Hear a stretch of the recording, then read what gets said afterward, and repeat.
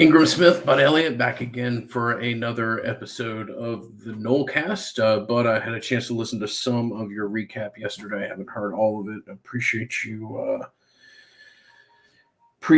doing that. And after a long day of driving on the left side of the roads in Northern Ireland, that would have been a tough one for me to do around 1 o'clock in the morning. So happy to be able to connect with you here before I head back to the States on, result withstanding what's been a really awesome time in Ireland. So, let's look back at the game a little bit, talk about, some broader themes, what week 0 means, and, we'll go from there. Yeah, man. I talked to a lot of people who went. Obviously, the result of the game, sucked. But, I don't know. Maybe because I'm older and maybe just old. But none of my buddies are like the trip is ruined because the team lost. I that's probably just like a little more like well-adjusted thing. There's a certain element of people I think would allow the result of the game to ruin a trip to another country. But, glad you and I didn't talk around 9 o'clock local time on Saturday. Yeah. Okay. The group text was popping off for sure. Right after the game. Yeah. But yeah. All right. So general thoughts, like takeaways, what like fears confirmed, surprises that you didn't see coming, like what lay it on me. Yeah, certainly surprises. And a lot of, we'll just learn. You only know so much, in whether it be week 0 or week 1 each year. And it's the danger of, every fan base, just as fans, we extrapolate everything that we know from a very small sample size.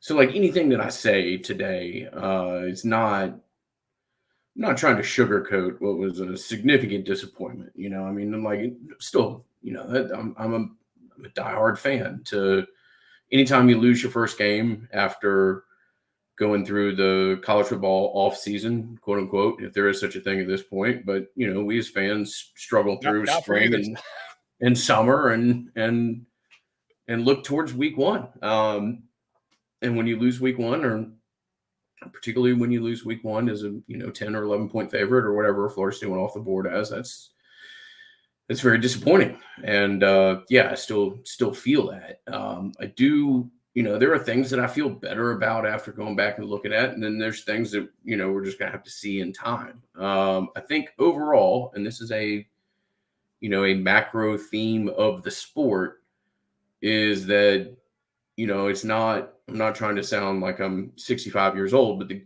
game's different than when even you and I were in high school. I mean, you just don't tackle nearly as much when it comes, and that's not a Florida State issue. It's across the board. And I think that particular aspect leads to even a higher amount of the unknown, particularly on the defensive side. And it does, create some further issues. I heard, like I said, I didn't hear all of what you said yesterday, but I heard the beginning part of it. And anytime you're trying to build and merge as many new pieces, I think that's only, something that is magnified. I think there are positions, and I talk about this a lot in spring, but it bleeds over into fall, that are made all the more harder to evaluate in practice because of that. Like the old adage is that the team doesn't get any better. The team gets the most better from week 1 to week 2 after your first game. That's true.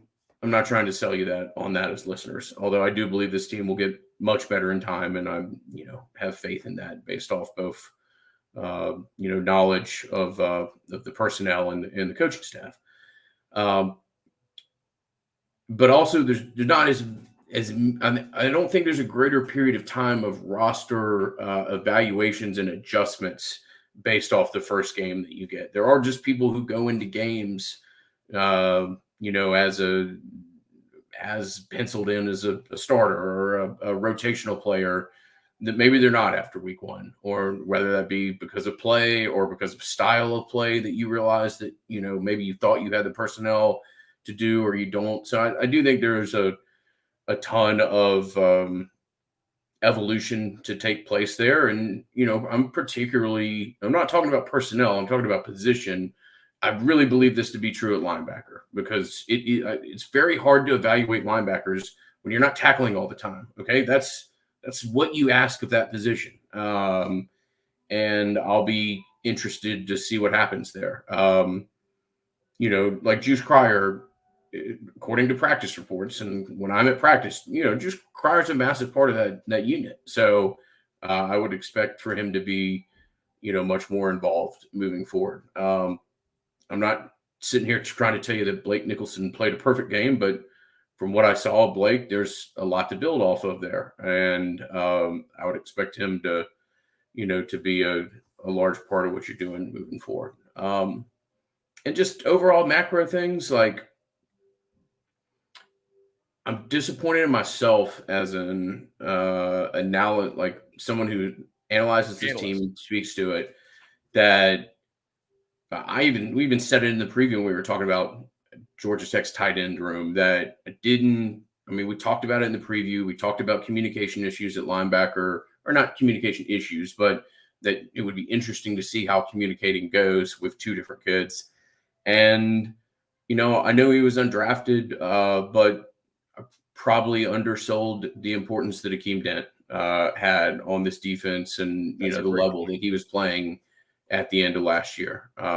So that if I'm looking in the mirror and looking at where I might have gotten some things wrong, that's what pops off to me. I agree with that. The Akeem Dent point is a really good one.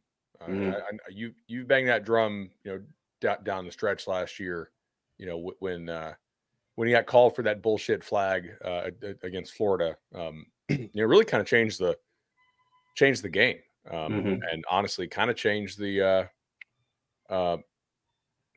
it probably affected the committee at least somewhat, right? You're getting off the field there, obviously, and that made that game a heck of a lot closer than it otherwise would have been. Now, maybe you still get screwed because the offense couldn't do anything against Louisville. I don't know. But yeah, that flag still bothers me in a way that I try not to let plays bother me, because you got to kind of move on at some point. But I agree with you, man. Now, look, the counter is going to be, all right, well, Tech tackled, and Tech seemed ready to play. And I agree. And they do have new pieces on defense. Now, Tech's offense, for the most part, is returning.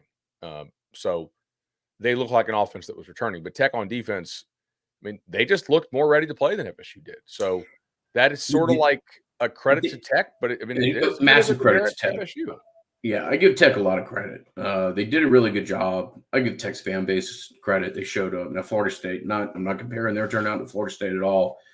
I had a chance encounter this morning that I'll talk more about in a little bit, as far as how many people showed up and everything else. But what I do want to say on that, and I'm not discounting what Tech did. They did a great job. They played hard. I said in the preview that I think Key is the type of coach that if you're going to unlock some of the strengths that are at Georgia Tech, he's the type of person to do it. And I'm excited to see what he does moving forward. What I'm trying to say here is that I think these week 0 games or week 1 games favor the underdog, man. It is better to spend all off season with the idea that if we don't kill ourselves at practice today, we may well get our ass blown out. And it's been true since the beginning of time for these things. For me, the beginning of time for these things dates back to the Clemson and Alabama game in 2007 or whatever, So Alabama gave the first carry to the freshman because he promised him a recruiting thing. Right. Yeah. Alabama went in the game. I can't remember if they were ranked 19th or 22 or 24, somewhere in that area. Clemson was number 4 or number 7, something like that. And, Alabama spent their whole offseason making sure that they didn't get blown out. And they went in and just kick the hell, beat Clemson's rear end thoroughly. And I just think that's part of that game. That's not me making excuses for Florida State at all. You knew you were going to have to play a conference game. Georgia Tech's a good program, played really well at the end of last year, played Georgia's competitively. least by the scoreboard, as anybody did last year. You shouldn't have walked into this game not ready. Shouldn't have thought that, but there is an element of human nature to this, and I do think that in these type of games, you're in the advantageous place.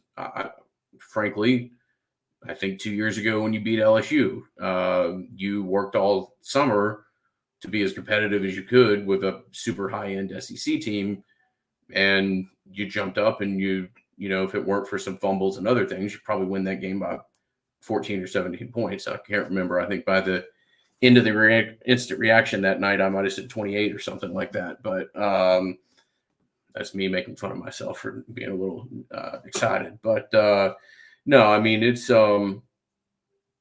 very disappointed. It's a very fair point that you point out that Georgia Tech didn't struggle with some of those things. And I think Georgia Tech's offense, particularly for a week 0 game, and this is also giving credit to them for the scheme and what they do and some of the things that they do and put you in conflict in. I'm not taking away from them, but I think it was uniquely well positioned to chip away at some of Florida State's strengths while also keying on some of the unknown on that defense in a very effective manner. And I think a lot of the horizontal eye candy and stuff that they do was limiting to an extent for the 4 guys that put their hand in the ground on the defense. So totally. I agree with you on all of that. Let's thank our sponsor here, Legendary Home Loans team, Chad. I think we're closing in on like 600 home loans, so that is fantastic. Definitely give them a shout. 844 FSU loan. 844 FSU loan is the number to call. I've done it twice, and I thought it was an awesome experience, and I think everybody else should as well. Seeing rates maybe start to come down a little bit. So not an economist, but that's always a little bit encouraging. Give them a call, 844 FSU loan, or hit them up at the link in the show notes. All right. You mentioned that the changes are also like their self-scout in an actual game is going to result in some changes. I got a chart for you. It will not make you real happy, but it is pretty illuminating. I think you muted. It's simple. It's clear. I think it's easily digestible. I'm muting myself all the time, by the way, because there's some faint background music that I don't want us to get copyrighted for. So I'm doing this in the office center of a hotel. So I'll probably do that one or more times. But anyway, no, I like the chart. Let's throw it up. I think it gives you a good idea on some things. So. All right. Yeah, I have color coded this for simplicity. So if you are listening at home, I also I didn't want to go insane here as far as the number of detail we put into this. However, your basically, if you're listening on the audio product, which we know is still the vast majority of our audience, personnel usage, success rate, and EPA per play, which is expected points added per play based on how the play went. All right. When you're in 3 wide, they use 3 wide 43% of the time. Success rate of 28%. 28% success rate is god awful. Like that is, to put it in perspective, that's like the worst team in the country. Okay, over the course of a season, like Nevada or Temple type thing. Last year when they're basically just going to give up and the coach was going to get fired or did get fired if they had any money to do the buyout. EPA per play negative 0.11, which is obviously just as a hint, we're going to want positive EPA per play if you want to win football games. If you'd like to lose football games, then negative EPA play is definitely the way to go. 2 back sets. They use it a third of the time, 33%. 74% success rate, 0.59 EPA per play. 2 receiver sets with 2 tight ends, so 12 personnel. They use it 22% of the time. 31% success rate, which is not good. Negative 0.46 EPA per play. So you did not have as many disaster plays when you were in 3 wide. Your success rate was really bad. Like you didn't capitalize on 3 wide in terms of hitting explosives. out of two wide and two tight ends, your success rate was also poor. I mean, 31 compared to 28, but negative 0.46 EPA per play means like you got stuff blown up in the backfield, right? This is a very small sample. I mean, we're talking about 33% of 58 plays. So that's like 19 plays you ran out of 21 personnel, or two back, one tight end, or just two back, three wide. I don't think they went any two back, three wide actually, which is probably smart. Like I wouldn't pull Morlock off the field to run three wide, two tight end with this current group that you have. I mean, if I'm Mike, you can, and Alex, like you can know what you want the offense to be, but right now this is what the offense is. Small sample, I get it. I'm sure that they have stuff in practice that works out of some of these other formations, but they did not work on game day. And right now, like, you do have to go out and win ball games. And while I think the drop off from Trey Benson to the other backs in terms of the ability to make somebody miss and go and hit an explosive was evident on Saturday. Your run stuff you schemed up out of this was pretty damn good. And I do have some, like, we're not going to get tackled on first contact every single play of the year. Like, that's just not, this is still Florida State. Like, you may not have the first or second back. Or was Benson the first back in the draft, or was the Texas kid? I think Benson was the first off the board. That's what I mean. Like clearly, like one of the very top. Like, you may not have like one of the very top running backs in the draft, but you also, this is still Florida State, and you still have backs that I think, Roy Dell, I think, is probably like watching his burst or lack thereof is probably more like a UDFA type, but I think he's a useful player.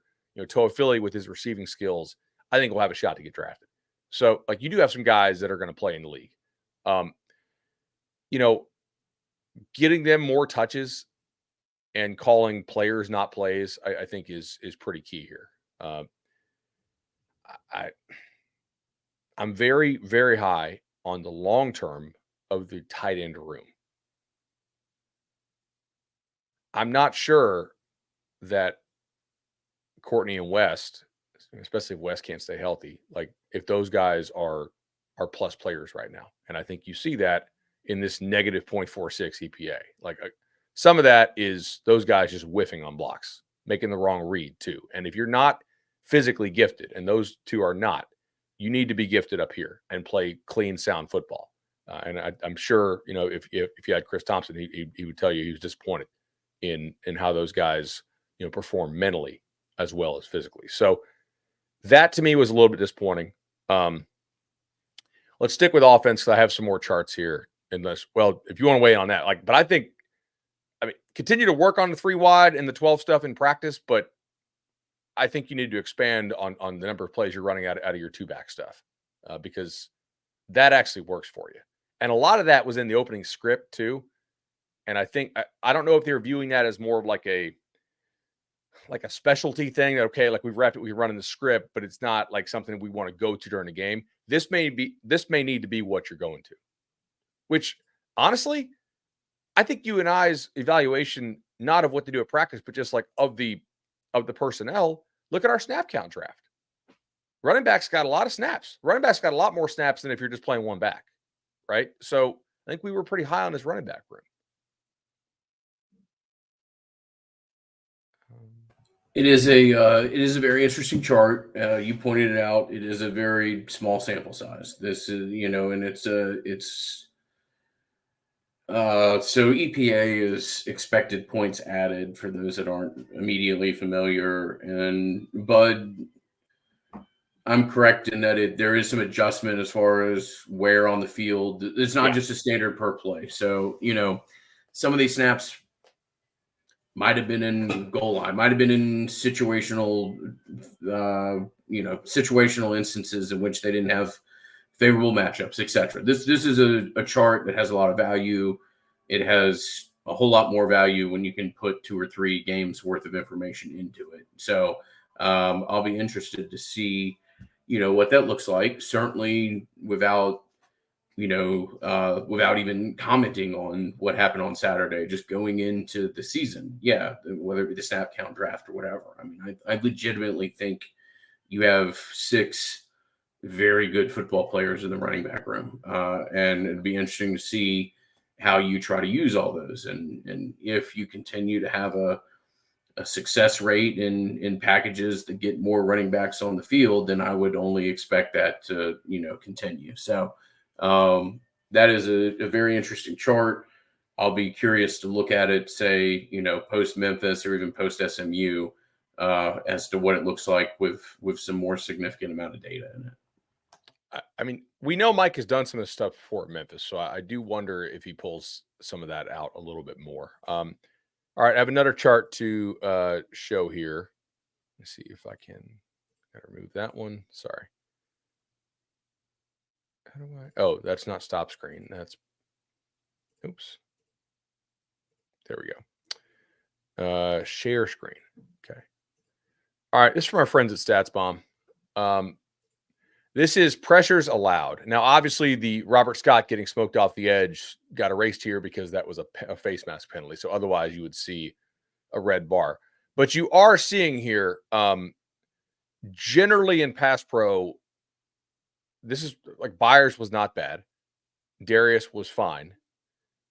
You are getting smoked with your interior pass pro stuff in terms of like relative to what the tackles allowed. Now, overall, I don't think this is actually all that bad. It's red because compared to like some of the national average stuff, right? And there's not that many games out there that have been played so far. But I think in terms of relativity, it is sort of instructive. If you sort for who got smoked and who didn't, Richie Leonard, when he was at right guard, nothing. Okay. Richie Leonard was at left guard, nothing. I think that tells you that if you just sorted by everybody else at guard, I mean, it's going to be dark red, like the darkest of the red. I'm trying to just obviously, if you're watching the video, you can see this. You can see this, but we have an audio product too, right? Ferguson at right, not bad. Ferguson at left, a little bit of struggle. More plays there. He played one play at right guard. He played 13 at left. So they need one of those guys to play better. I don't know who it's going to be. I have. You would hope that Ferguson would acclimate more to the system as he. I guess I have higher hopes for improvement from Ferguson from game 1 to game 12 because he's new to the system. On Jones, I need to see if he's not going to be particularly athletic. I need to see more movement at the point of attack from him, right? Like you're playing him because he is a strong, big-bodied guy, and he's not super fleet of foot, and they know that. But so you're in there. I need him for the offense to work if he's going to be in there to. Again, part of the reason for the optimism of the offensive line is that they're an older group. They've played a lot of football. Like they should not make some of the mental mistakes that they did, but also, KYP, right? Know your personnel. I thought David Hale had a good tweet noting sort of, what they could and could not do. Georgia Tech had a better understanding of what they could and couldn't do, which is probably part of the experience thing, right, dude? I mean, they had more people coming back who they had a decent idea for, for what they could do. All right. Yeah, no, I mean, exactly. And to build off the KYP, where do you have optimism based off Keandre Jones when you could line him up and tell him to just maul someone directly in front of him? Yeah. Go watch the second half of last year's LSU game if you want to be excited about what Keandre Jones can look like in situations that are tied to his strengths. I mean, he bullies some pretty damn good defenders. Again, small sample size, but the chart that you just showed me would suggest that, pass protection is, again, I'm hesitant. How many plays so if Ferguson took 14 snaps, how many did he take? 30, high 30s? Yeah. Okay. I mean, okay. It's not a ton, right? My greater thought here is, so I had a scout buddy, right, who works for some NFL stuff, and he was like, they don't have anybody else who can play tackle other than Byers. And he had told me, like, we actually have like a 4th round grade on Byers as a guard and an undrafted grade as a tackle, which for NFL purposes, that kind of makes sense, actually. But then he texted me back. He's like, hey, I didn't realize that was Scott, not Byers on that snap. So my point is, like, Florida State clearly had to make a choice, Byers or Harris, in the offseason. Okay. I think they might have chosen correctly. I don't think Byers was bad in this game. I actually think that I saw some improvement from Byers. And I think Roy Dale is a pretty good blitz pickup guy. So, again, I do have some hopes for this offense that I think a lot of the comment section does not. Because Darius played fine. I don't think Darius is like a first-round guy, but I think Darius will get drafted if he stays healthy. And Byers did show some good stuff. So, to me, like, this may be the best tackle play you've had in like a decade. And people don't want to hear that after a loss. But I think we can get some of the guard stuff fixed. I think your pass pro from the running back spot could be better than it was last year. Like, I do have some hope for this. I don't know. Maybe I'm crazy. Maybe I'm just like too optimistic. I don't know. This, though, when I led last night with, like, the Mike said the team was bigger, stronger, faster than it's ever been. That's provably true. But he definitely didn't say it was better, and he didn't say it was smarter. And I'm glad he didn't, because good Lord. Let's see if can I reduce out of this? Okay. This is the screen pass that gets Georgia Tech back into range. Let's watch the play animation on this. So they're at their own 38, right? They really only have time for like one more play because it's 3rd down, correct? Let me see. Yeah, 3rd and 17. So you know that they are either throwing a Hail Mary or kicking after this play. There's really only 2 options, given what the time was and where the down and distance was. I guess if they ripped off a huge first down or something, that they could run the clock even more. But here's the thing. And for those at home, I'm going to try to walk through this, but let's watch it first.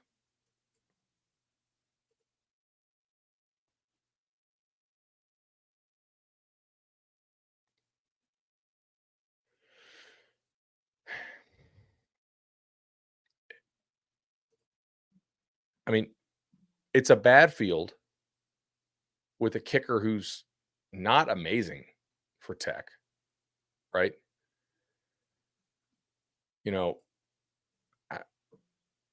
To me, like, situationally, I don't need a tackle for loss on this guy. I really don't care about contesting anything in this range before the 35. Like, if the kid's going to beat you on a 52-yard field goal in the rain in Ireland, cool, man. And I know Fitz hit 2 of them, but Fitz is a very good kicker by this point in his career. I think you really start to care around, like, what, the 33, the 32? I mean, 32 is a 49-yarder, okay? College kids are going to hit those a little less than half the time, especially in those conditions. It was raining at the end of the game, right? To me, it feels like more the rain was in like the second quarter. I mean, it was typical Irish weather. It rained for a little bit. It blew through. It might have rained a little bit again in the second half, but yeah, wet field. I don't know how wet the ball would have been per se, but yeah, I mean, a challenge, not an easy kick. I mean, I just think there's like I just need better situational awareness from Lundy here.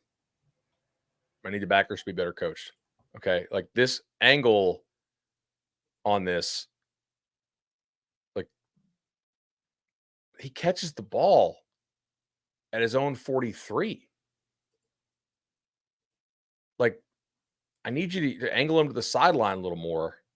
And like, this can't happen. Not from a guy that's played that much football. Like, that's not great. It, and then obviously you get, I don't know. Like, here, let's run this back again. Can I run it back in? Yeah. Can I? Let's see. All right. Yeah, I found a way to do it. This is probably terrible listening at home, by the way. Anyway, what I'm saying is that Lundy is taking an angle that would allow him to get a tackle for loss in a situation that we do not need a tackle for loss. Okay. His situational awareness in this game, to me, was one of the most disappointing elements. Like attempting to pick up the fumble when just falling on it in that situation with people around you would be more prudent, in my opinion. It's hard to second guess that. This ain't hard to second guess. This, I need you to be a little smarter on the field. I need you to be a smarter player. Okay. And I know that the kid that they threw the ball to here on this little screen, is a good player. I don't know that Shaim's late here, but like you're getting some screen action. We got decent leverage here, right? The ball should be cut back inside. I mean, 8 on 85, like that's probably advantage. I mean, maybe if he tackles him here, at like the 33 or 32, but this play kills you because 10's angle is like a hero ball angle, and he whiffs. To me, that was sort of an encapsulation of some of the problems you saw in defense. Like poor situational awareness, guys not really having a good feel for, granted, like that's coaching too, right? Like we would compliment them for saying it's a well-coached team. If your guys are like, cool. Like to me, Iowa doesn't do this. Okay. Like, I don't know who had the sticker on the helmet at this point, but like, hey guys, 4 yards is fine, right? Something real short's fine. Come up, make the tackle type thing. Can't have this angle. That killed you. I think there's a couple good ones here that we can actually take a look at if we want. This is painful, and I know this is not great podcasting, like audio wise. Tell us about Congruity while I pull this up if you can. This is a different look, man. I don't know that it translates to pods. So you may want to take a look at this as far as some of the things that Bud has pulled up in IQ football here. But if you want to take a different look at your business and find other avenues in which you can optimize your existing functions, would recommend our friends at congruityhr.com. Congruity has been a fantastic partner to the Nolecast since the beginning of time, it feels like at this point. But for, I believe, 5 years, I have worked with Matt at multiple stops along my professional journey, and would encourage any of our listeners to consider the same. CongruityHR.com is the website. As always, if you want to reach out to myself, I'm happy to put you in touch with Matt and his team. So which play are you pulling up here? I'm going to pull up just a random run on 2nd and 5. Okay, so 2nd and 5, clearly a rundown. This is from the second half. So you can see Florida State in the second half did actually make some adjustments to get out of the too high at times. You got, so 22 creeps down in the box as you get some motion here. You should have this pretty okay, right? 10 is maintaining leverage here. The ball's already out. It's a run. Oh, okay. Well, all right. Let's watch how this goes. I mean, 22 looks like, this should be.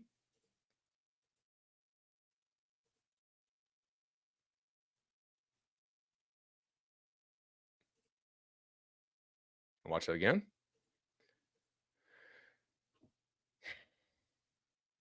So it's hard to say without having that. Is that a stiff arm? What is that?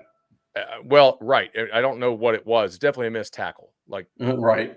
To me, at this point in his career, and I don't know if it's fair to say this after one game because it is a new position for Devontae Brown, but this looks exactly like he looked at Miami. They're not going to hit 100% in the transfer portal all the time. I think it's worth a shot on a guy to see if he can play a different position, but that looked like how he played at Miami, and he was unplayable at Miami as a corner. This is as a safety.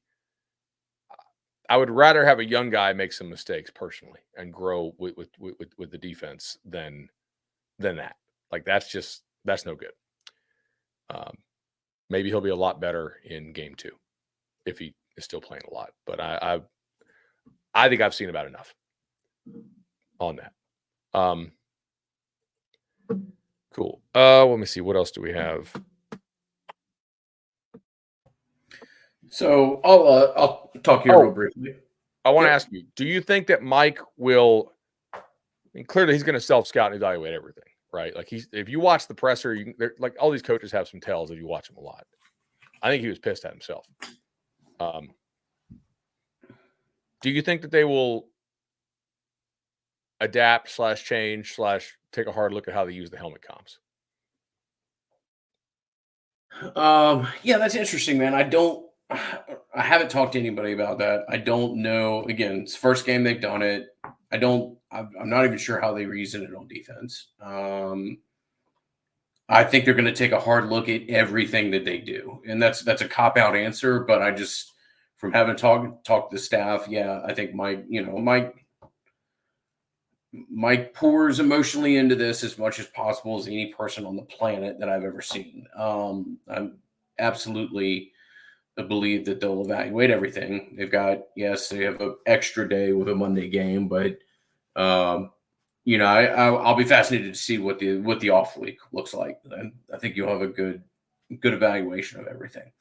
I know on offense, just from speaking to some coaches, that a lot of stuff, was there, and there was some miscommunication, some things that last year just kind of naturally occurred of communications from, the offensive line to other position groups and stuff that just didn't. And that's new personnel and a lot of plays that were left out on the field because of small things. Now, hey, look, man, I've sat in classrooms after games and heard that every game I've ever played in since I played middle school football or whatever. So that's a statement that can be made about most games. I do think offensively, there are some things that they can get dramatically better with. And I think the same on defense. And I'm rambling. I think, I think you're right. I think they'll evaluate everything, and comms will certainly be part of it.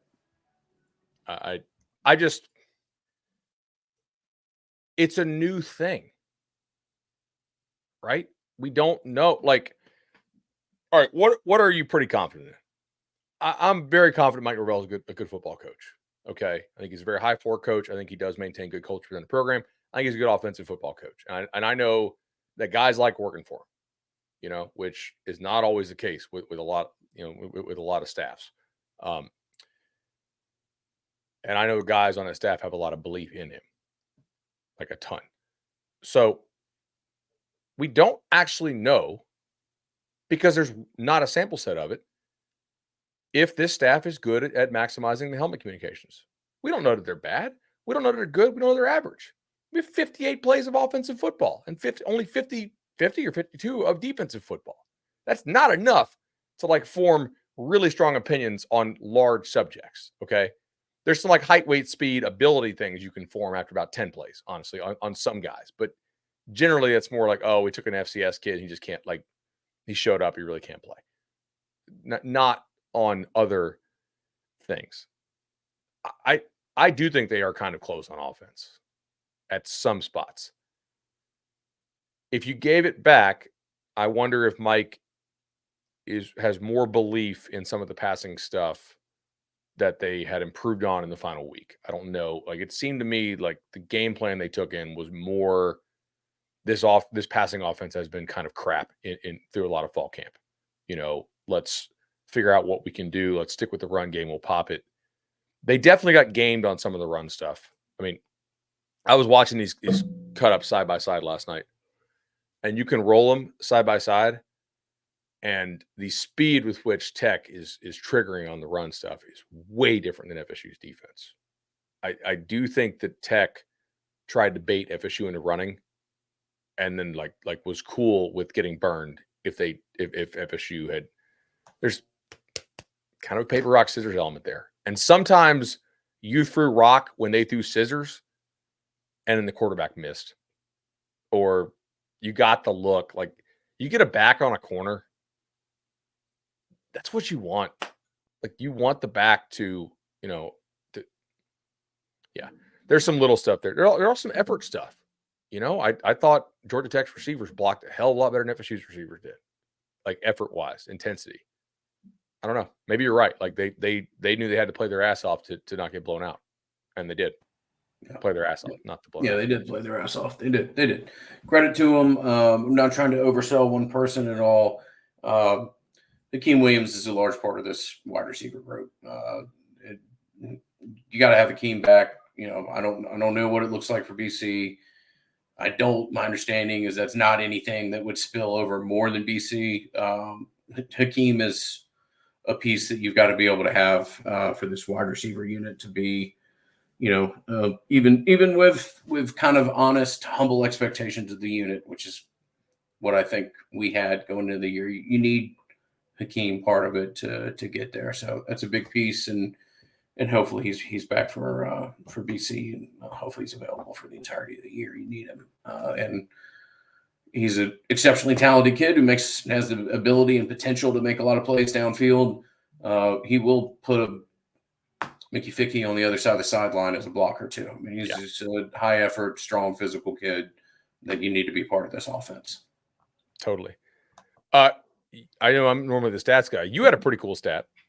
So again, doesn't, what I'm about to say does not negate the fact that you lost and that Florida State's, 0-1 right now. But it's hard for me to state how many Florida State fans came over here, how many people you saw just walking around Ireland, not Dublin, like Ireland. Like, I ran into our old friend Shannon and his wife Mia last year walking in the, taking a hike 300 miles away from Dublin yesterday. I had a chance encounter with somebody in the Irish tourism industry this morning, and we got to talking, and they were blown away by Florida State fans. Now, for them, it's a little bit of challenge assigning who is of what fan base, because you didn't play like – it wasn't Florida State versus Texas, okay? It was Florida State versus a state that's right next to it with a pretty significant amount of geographic overlap of the fan bases and other things. And also, just a side note, I knew this going into it because I've worked in British sports a little bit, like Florida State, Georgia Tech, the back part of those two terms, the Brits don't understand. So the fact that there were like 3,000 scarves printed up that said Florida versus Georgia didn't surprise me at all, because they only hear the first word and then they go from there. But anyway, so according to this person, he thought that Florida State brought 32,000 people over here. Let's say that's rich by 2,000. Let's say it was 30, okay, which is still a ridiculous number. But do you know what the population of Ireland is? I'm going to stick with the guess, 10 million. 10 million, okay. It's in 2022, it was 5.2. So let's say it's 5.5 or whatever. Would you like to guess what the population of Dublin is? Million. 600,000. Okay. I'm getting closer by percentage. Like, you're getting closer by percentage. For what it's worth, if Ireland really is 5.2, as a point of reference, city of Atlanta is about 6.5. So interesting. That would mean that Florida State, 5% of the city of Dublin was made up of Florida State fans. I mean, that is crazy. Doesn't take away the, denial, grief, anger, bargaining, whatever the other steps of anger that I've gone through over the past 3 or 4 days that a lot of the fan base has. But I can tell you, as a fan base, you're going to be on a lot of people's radar after this weekend. And I'm talking about London. It wouldn't surprise me. I've already spoken with people in Scotland. Wouldn't surprise me if Edinburgh or Glasgow at some point didn't try to do something like this. Okay. Florida State just sent 28, 30, 34,000, however many it was, over here. Many of them, some here were for 2 weeks. Many of them were here for 5 days or more. The average stay was more than 5 days, which is wild when you think about it. Okay. College football fans, Florida State fans, are peaceful. This is not a European soccer game where you go to a stadium and destroy a part of the town for 2 days or whatever. The guy that I spoke with this morning was blown away by the fact that 50,000 people walked out of a stadium in which the game ended as an emotional manner as possible in a walk-off field goal as you could have it. There were no punches, there was no fight. So what I'm trying to say is an event, you don't have to staff 5,000 police officers to make sure that you're not going to have a riot or something like that. I know in everybody's mind, and many of the fan base is still traveling back. And from speaking to friends of mine and just general correspondence, I don't know that everybody's travel back was as easy as they would like it to be. No. So I don't know that me talking about this, people are like, well, hell yeah, Ingram, let's book another trip to Ireland. But I can tell you, whether it's Ireland, whether it's London, whether it's Edinburgh, like Florida State will be presented with a similar, if not more appealing opportunity than this one in the near future. It wouldn't surprise me if Florida State and whatever large desirable fan base you want to reference, whether it be Ohio State, Notre Dame, Georgia, Michigan, something like that, or don't either play here or in London or something like that in the next 4 years. Like the type of turnout and economic impact that this fan base just had is going to be on a lot of people's radar. So do with that information what you will. I'm not trying to sugarcoat what happened on Saturday, but as a fan base, it was an incredible representation. The fan base showed up and showed out in a positive way. I'm glad nobody did anything stupid on game day. I really didn't think they stayed at the hotel that I'm at. I mean, there were some extra security precautions. I'll say that. Sure. I think Kurt had like his own entrance and et cetera, et cetera. When I pulled into the hotel, Joe Tessitore and Jesse Palmer were in the cab in front of me. And Joe Tessitore kind of gave me a look like, is this guy going to like verbally abuse me or something like that? I don't think anything happened. I think everything that I saw was appropriate. If you get your feelings hurt because people put a clown nose on you or whatever, then I'm sorry. I don't think, you're in a public figure. Trust me. Stuff like that happens. Glad that nothing stupid happened. Everybody knows Florida State's opinions of Kirk Herbstreit and other entities. Yeah, I completely agree. I thought the booing was good, and the fact that nobody threw stuff or anything was also good. Like that was a good balance to strike, because it's like they're not just going to move on from sort of how he influenced it. So I did think though, how bad would game day suck if they did not land Nick Saban?